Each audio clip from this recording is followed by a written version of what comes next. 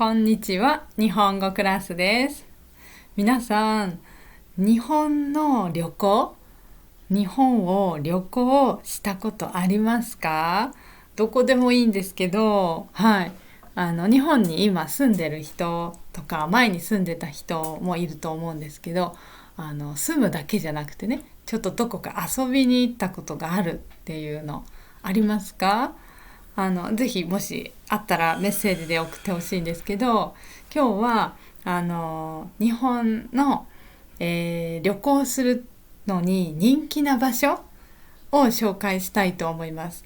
日本人が、去年、予約をよくした泊まったりするのにホテルの予約をしたりして、人気だった、トップ5っていうのを紹介したいと思います。はい。それも日本って知ってる人多いと思うけど、季節によっていい場所って違いますよね。やっぱり夏だったらこっちがいいとか、やっぱり寒い時だったら暖かいところの方が人気があるとか、そういうのあると思うんですけど、今日はこれから夏になるから、夏に人気だった場所、はい、を、紹介しますね。はい。私が行ったことがあるところの話もしますので、ぜひ、次皆さんが旅行に行くとき、これから暑い夏ですから、ちょっとそこ行ってみようかなとかって思ってくれたら嬉しいです。はい。じゃあ日本人どこに行くのかってね。はい。もう一回テーマをここに書きました。夏の日本旅行です。はい。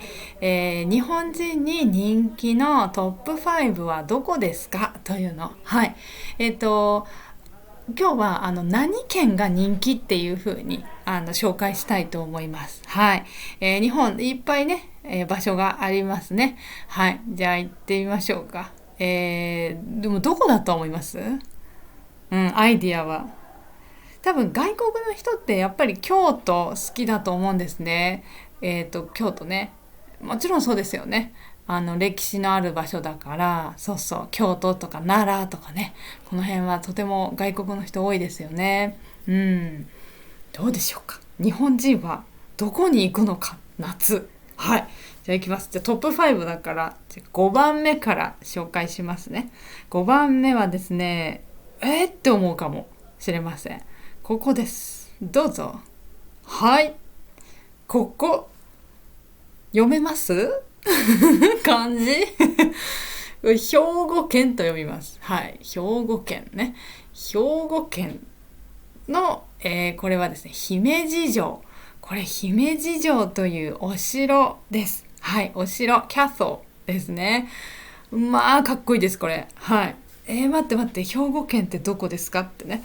はい。写真でもう一回確認しましょう。兵庫県はですね、このさっきの京都、奈良の隣のところです。ここです。はい。で、ここちょっと、この地図分かりにくいんですけど、ここ本当はね、海がありますからね。そう。そう。で、兵庫県っていうとこです。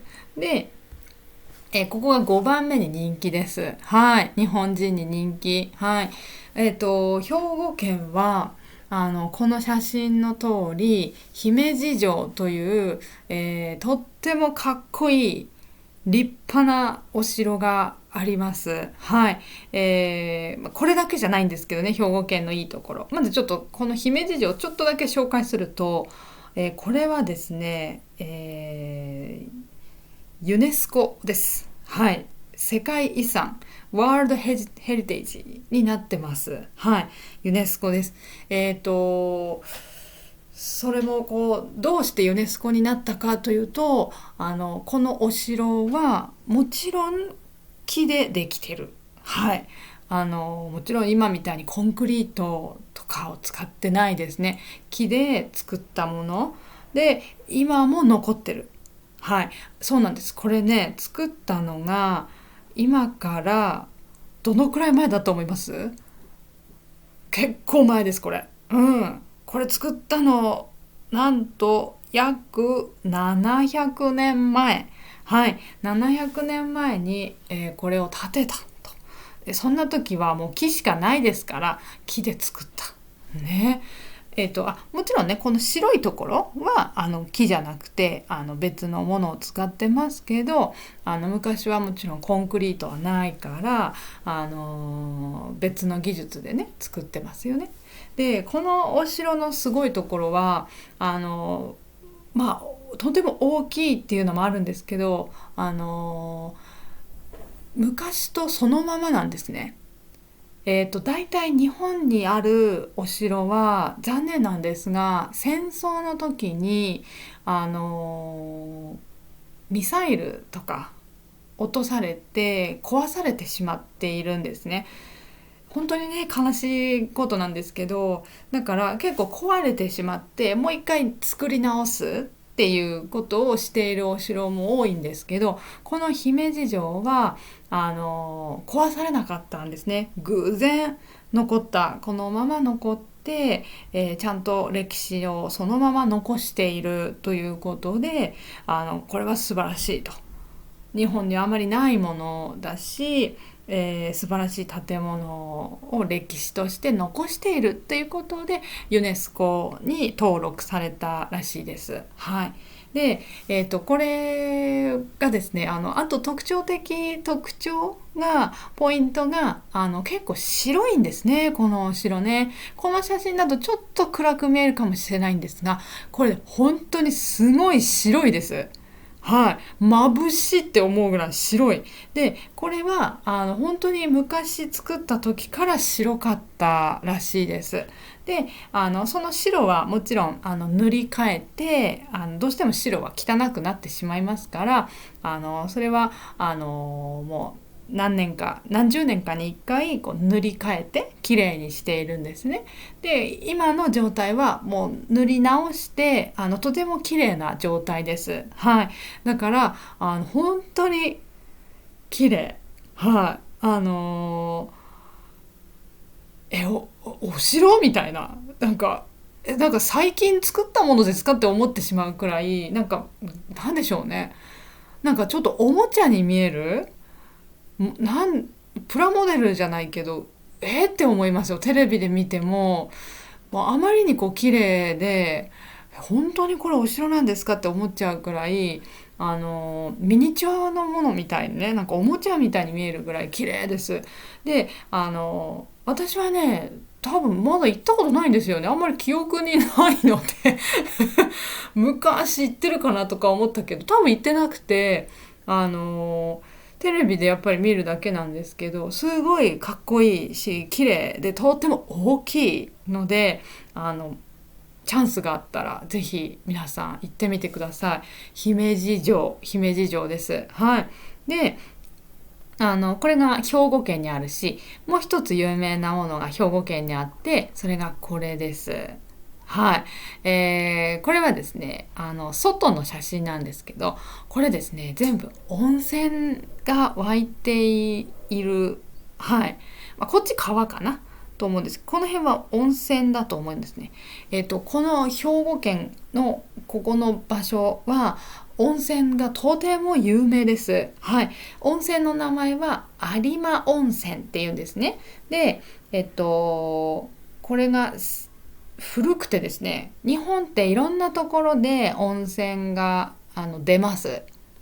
出るっていうんですね。温泉が出る。でそこで温泉に入ることができる。はい。でだけどいろいろある中でも日本の中でも3つ古い温泉っていうのがあるんですね。初めてここで温泉が始まったっていうところが3つあって、その中の1つです、この有馬温泉っていうのは。だから長い歴史があります。でそれはだいたい1400年の歴史があると言われているんですね。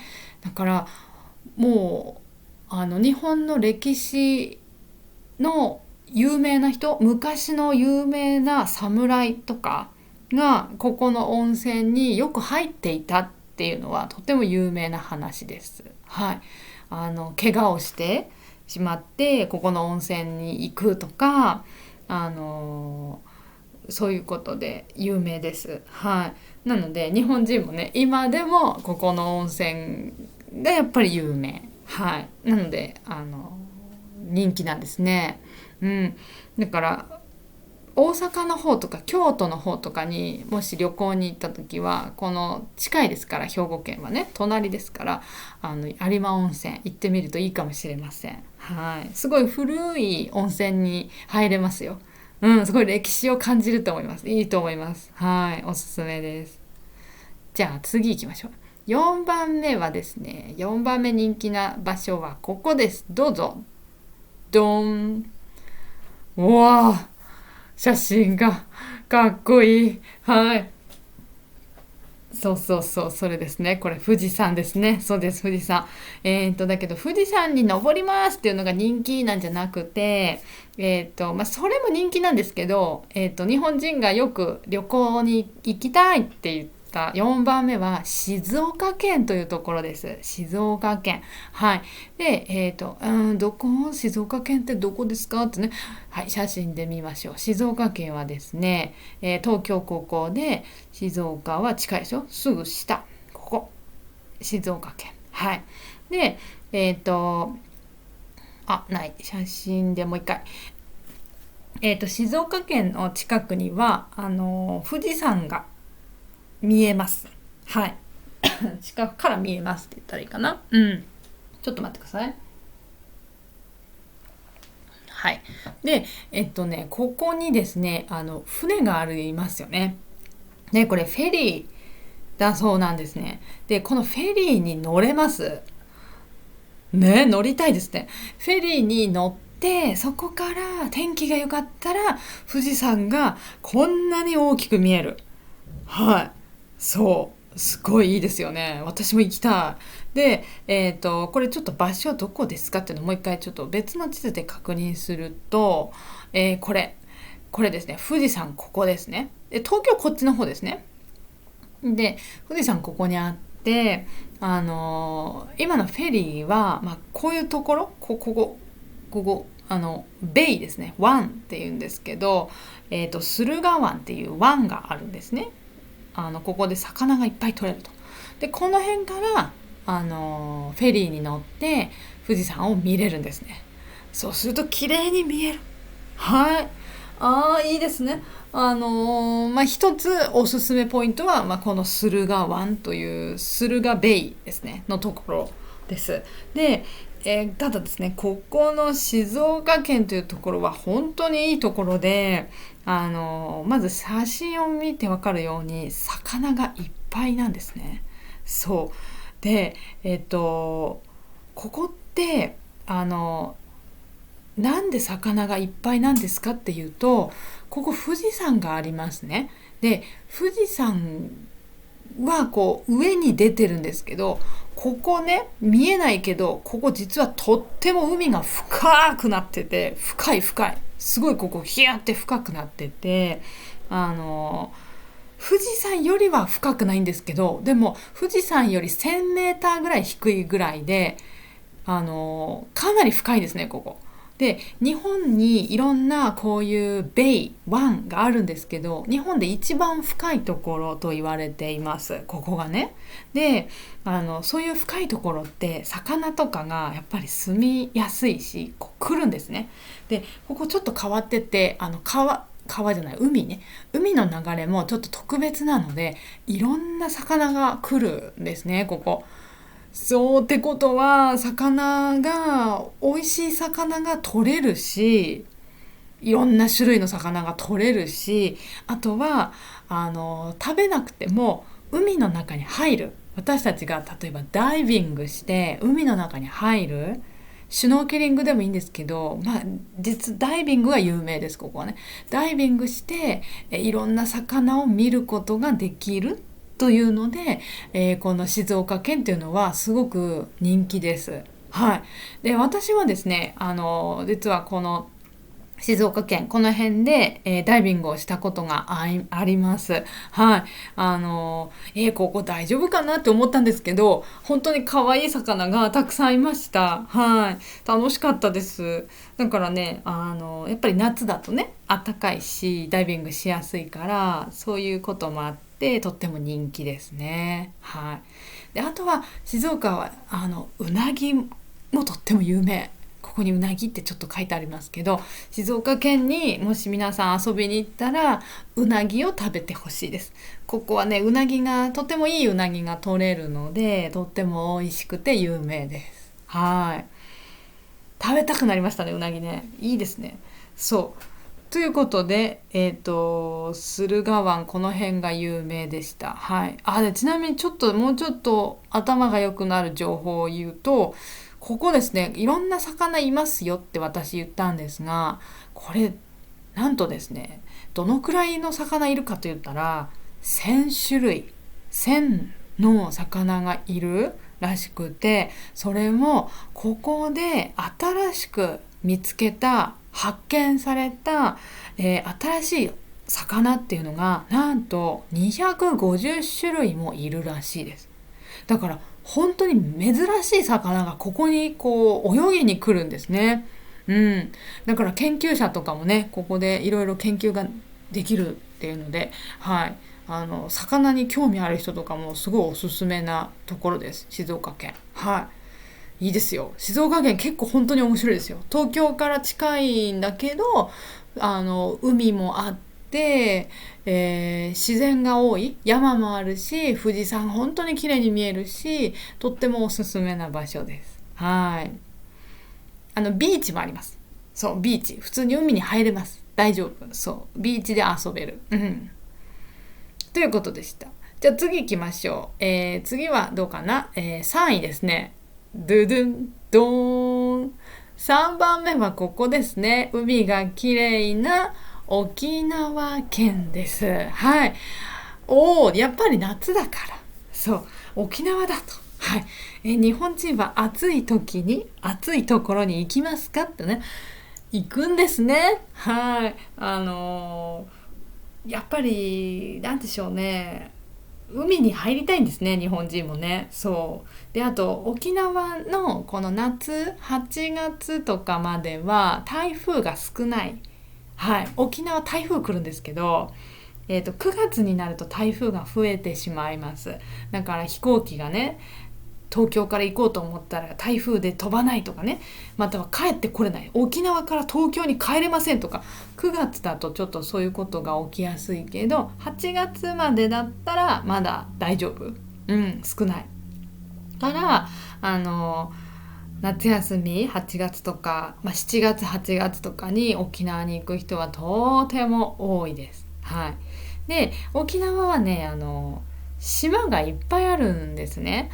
沖縄って言われてる大きな島と小さな島がたくさんあって、その一つ一つがどれも人気です。はい。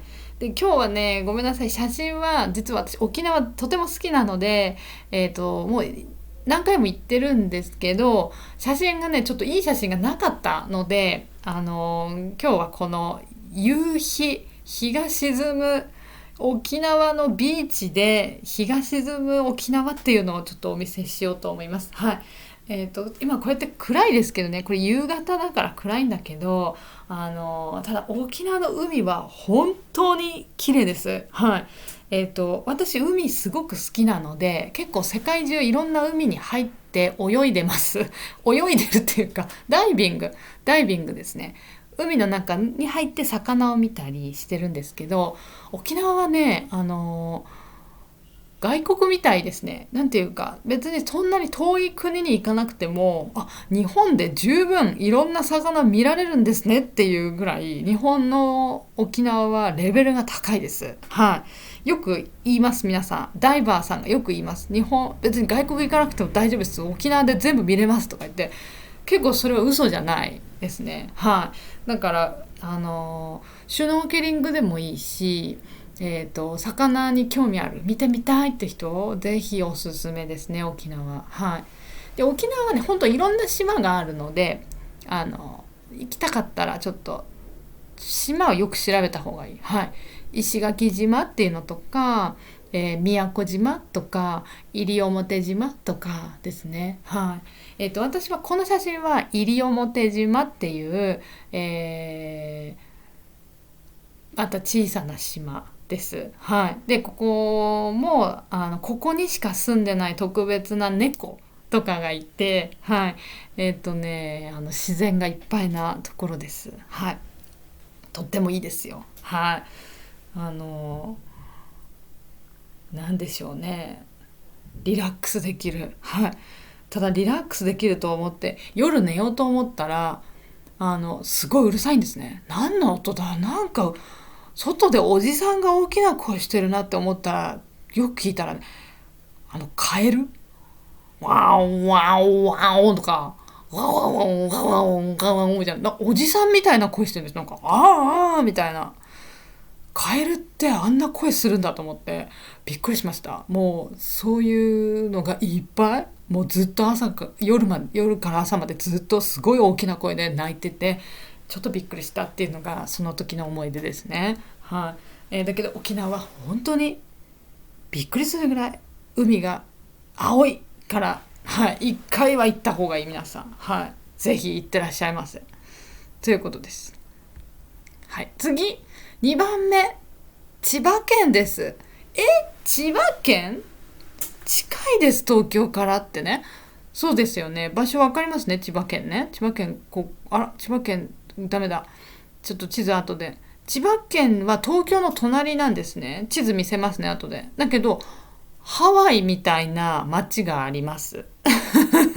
私がこれ写真撮りました。館山っていうところ。地図見せますね。東京があったら、千葉県はすぐ隣ですね。千葉県が日本人に2番目に人気なんですね。うん。東京ディズニーランド。東京ディズニーランドも千葉県にあるし、東京ディズニーランドなのに千葉県にあるんですね。千葉ディズニーランドじゃないのかってね。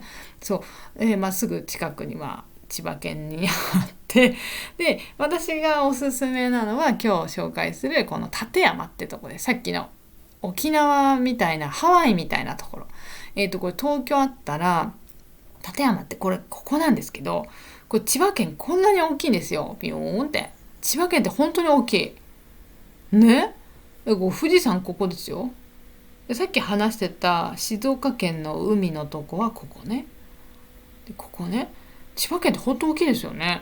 で、千葉県本当大きいので、なんでしょうね。町がたくさんあるところもあれば、山がすごい多いところもあるし、あとこういうところは海です。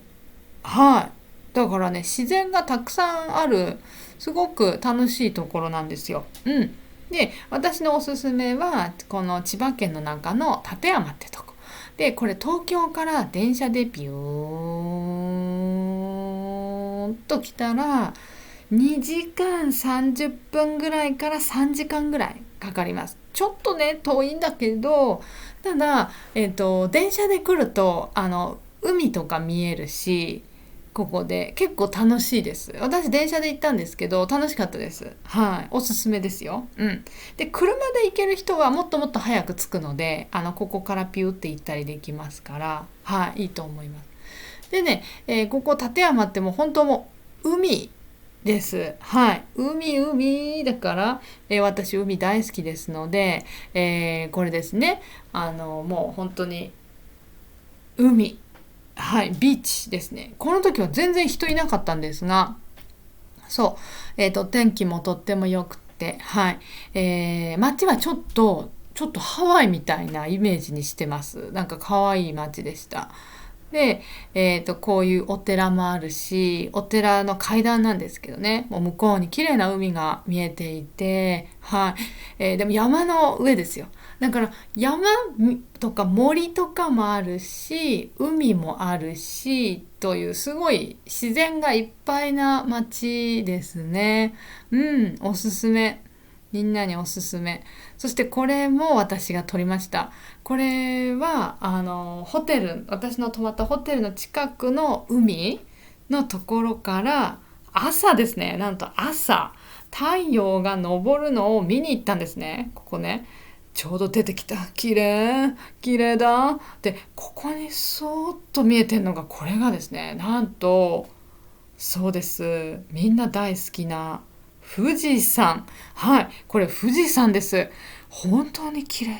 富士山ってなんでこんなに綺麗なんですよ。はい。形が綺麗すぎる。ね。なんだろうね。もう作ったみたいですよね。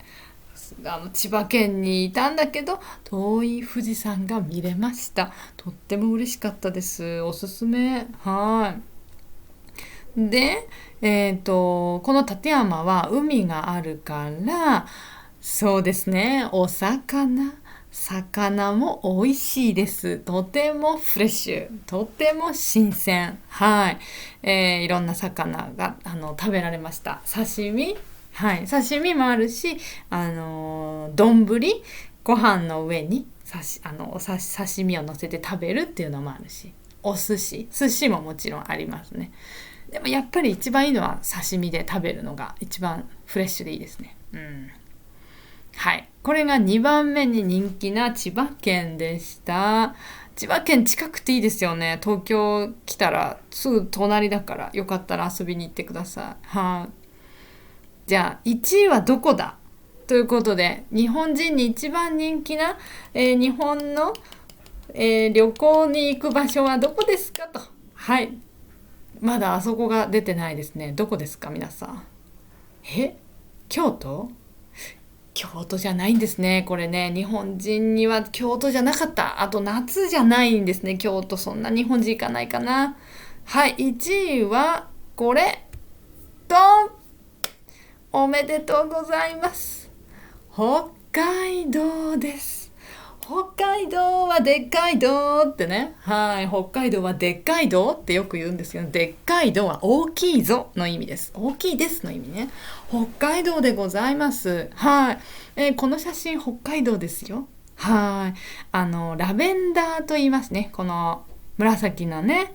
みんなの国にもあるかもしれないですね。ラベンダー。綺麗ですね。これからの夏の季節はラベンダーが咲くらしいです。はい。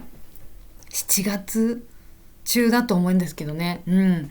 もし本当に見たい人はちゃんと調べてくださいね。そう。で、北海道はですね、私も行ったことがあります。北海道ちょっと写真、ちょっと待ってください。地図か。地図これですね。北海道って本当に大きいので、皆さんそれ北海道はよく知ってると思います。大きいっていうのはね。こんなに大きいんで、もう全部北海道で、なんでしょうね。こう、すごい自然っていうところもあるし、もう自然しかありません。みたいなとこもあるし、街がありますよっていうところもあるし、こことか。うん。なので、行くとこによって全然景色が変わります。はい。だから、だから楽しいんですよね、きっとね。旅行行くのね。最初はこっちのここの札幌に行ったけど次は違うとこに行こうとかね、ありますよね。こっちの方もね、やっぱすごく自然があっていいみたいです。私はまだ行ったことないんですけど、そう。だから、今日は私紹介するのは一番みんなが行きやすいと思うこの函館っていうところです。もうチュンって行ったら行けますね。ここ確かね、新幹線みたいなのも海の中に通ってるらしいんですよ。だから新幹線でも行けます。すごいですね。本当ってね。そう。まあでも私は飛行機で行ったんですけど、そう。じゃあ、函館ちょっと紹介します。函館もね、いいところですよ。こう見てくださいね。周りがやっぱり海がいっぱい。はい。そう、私海好き。はい。だけど私も好きだけど、このランキングはこのみんなですから、日本人みんなのランキングでやっぱり北海道が去年1位だったんですね。そう。じゃあ行きますよ。この函館ってとこね。函館ってとこでまず有名な、建物が、こういうのがあります。この星みたいな形してるんですけど、これは歴史的な、建物で、人がこんなに小さい。ミニチュアですかってね。いえいえ、これ本当に私が写真撮ったんですよ。ここからね、歩いてピューって行って、ピューって中に入れます。はい。で、ピューって行くと、ここにね、とても歴史的な建物があります。これがですね、写真があります。これが今真ん中にあった建物なんですが、これは五稜郭っていう名前で、ちょっとそこは詳しく言わないけど歴史にねすごく関係がある、場所です。これかっこいいですよね。これなんか星みたいなペンタゴンみたいな形してんですよね。やっぱりねこれが戦争で敵から守るのにとてもいいという意味で作られてるみたいです。ここはもちろん水ですよ。川みたいになってる。ここは私歩いたんですけどね、かっこいい気持ちのいい場所でした。はい。ここはよくツアーとか旅行ツアーでよくみんな行くんだけど、本当にもう1時間とかしかいられないで、はい、次の場所行きますとか言ってバス旅行で行っちゃうんですけど、もったいないですね。ここはね、本当にすごく、いい場所なので、皆さんもし行くチャンスあったら、個人旅行、自分で行く旅行だったら、ここはね、ぜひ時間をじっくり使ってみたらいいんじゃないかなと思います。はい。この建物の中にすごい細かい説明も書いてあるので、英語とかいろんな言葉で書いてあったから、皆さん歴史に興味ある人は勉強になると思います。私はね、これすごい良かった。はい。おすすめです。はい。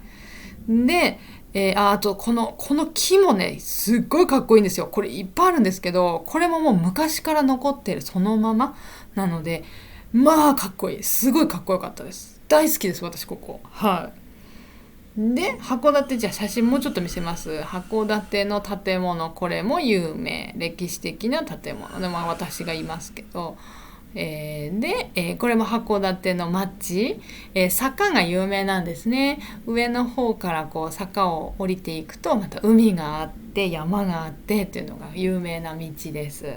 はい。で、やっぱ海ね、ちょうど今降りてったとこのこの海のとこで写真撮ったのかな。はい。でした。天気も良くて本当に良かったです。で、夜のですね、これは函館の山があるんですけど、山の上から見た街の写真です、これ。こういうの夜の景色といって、夜景と言います。これね、函館の夜景って言うんですけど、これはすごく有名です。はい。日本人の中ではかな、ただ私がこれ写真撮ったんですけど、ここにもたくさんの外国の観光客の人が来てました。はい。だから皆さん知ってるんだと思います。すごいね、街の形がこれでもうよくわかるんですね。全部ライトをこうつけて、これあえてつけて、皆さん電気つけて上から綺麗に見えるようにしているっていうのも聞いたことあります。本当に綺麗でした。はい。ただここ山の上で風が強いので、もし皆さん行くときはちょっと暖かくしていった方がいいです。うん。ね。で、あとはこれですね。やっぱり北海道と言ったら魚。はい。魚が美味しいです。はい。さっきの静岡県ももちろん美味しいです。で、北海道も同じく美味しいです。はい。ですので、こういうふうにご飯の上にいろんな種類の魚を乗せたものですね。名前は海鮮丼と言いますね。こういうのがやっぱり有名だし、美味しいし、人気です。はい。これ私が食べたんですけどなんですかね、やっぱりね、ほとんどそこの場所、北海道で採れた魚なので、本当にフレッシュ、新鮮ですね。美味しい。うん。で、よく言うのが、このウニって言うんですけど、ウニは、できれば北海道で食べた方がいいっていうふうによく言います。やっぱり、東京の方で食べると、もうちょっと古くなってて、それも、ちょっと消毒してるっていうか悪くならないようにしてるので味が変わっちゃうらしいんですね。だけど北海道だったらそういうことをしないのでそのままフレッシュな状態で食べられるから本当のウニが食べられるというのでウニをおすすめされます。美味しいです。はい。甘いですね。うん。ですので、よかったら北海道行ったらやっぱり魚は食べた方がいいですね。いつも食べない人でもここだったら食べられると思う。北海道だったら食べられると思うのでおすすめです。あとカニも有名、北海道はね。はい、ということでした。ということで北海道は今回は函館紹介したけど、よく飛行機で行けるのはこの札幌にもよく行けます。飛行機こことここによく飛ぶので、東京から飛んだりする場合ですね。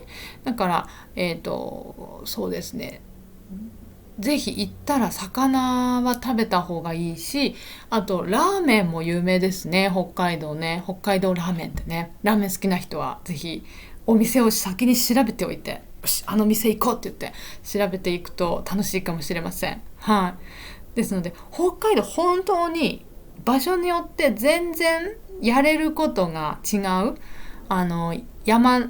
トレッキングかな、トレッキングしたり、花を見に行ったりとかね、特別な花を見たりとか、食べ物食べたりとか、熊を見に行くとか、遠くの方からですね、そういうのとかもあったり、いろいろできるので、ぜひ楽しんでほしいですね。夏でも楽しいし、冬はスキーで楽しいし、はい。ということで北海道はやっぱり日本人にも大人気ですね。外国の人にもね人気ですよね、北海道ね。ということでした。はい。皆さん行きたくなった場所ありますか？ぜひ行ってみてください。今年の夏。はい。おすすめです。はい。ということで、今日はそんな話をしました。はい。そしてじゃあそのためにはもっと仕事を頑張るぞって思ってる人はぜひ私と一緒に、ビジネス日本語を勉強してみましょう。はい。ビジネス日本語で、電話のかけ方、ビジネスの電話のかけ方できますか？難しいですよね。そういうのも練習してますし、メール書けますか？日本語でビジネスのメールです。はい。練習してます。はい。よかったら一緒に勉強しましょう。これグループレッスンでやってます。はい。あとは会話の練習もしてます。はい。これは家族と話したり、友達と話したり、恋人と話したりするとき、ですます使いませんね。その使い方は、ね、難しいです。ですます使わないのは難しい。なので練習してます。はい。ただこっちはですます使う話し方もどっちも練習しますので、話す練習したい人ぜひぜひ来てください。で、あとはプライベートレッスンもしています。レベル N5 から N1 レベルの人、どんな人でも私が教えます。はい。勉強も JLPT のリーディング、読解やってもいいし、漢字、語彙、文法、何でも OK です。はい。テストの前の練習とかでもいいですね。あとは会話練習してもいいし、ビジネス日本語を勉強してる人もいます。プライベートレッスンで。はい。ぜひぜひ、あなたが勉強したいこと、私と一緒に勉強しましょう。はい。楽しいと思います。はい。